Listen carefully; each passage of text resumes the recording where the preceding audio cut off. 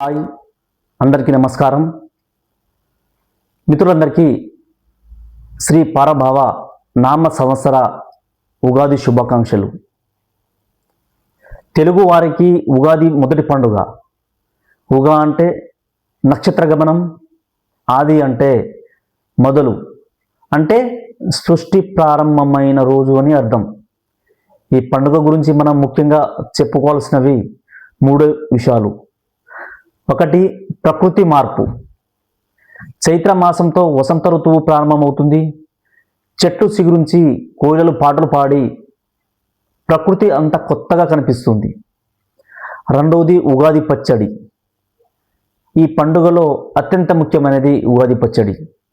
ఇది తీపి, కారం, ఉప్పు, పులుపు, చేదు అనే సమ్మేళనం. మన జీవితంలో వచ్చే సుఖ దుఃఖాల, కష్ట నష్టాలు సమానంగా స్వీకరించాలని ఈ పచ్చడి మనకు నేర్పుతుంది. మూడోది, పంచాంగ శ్రావణం.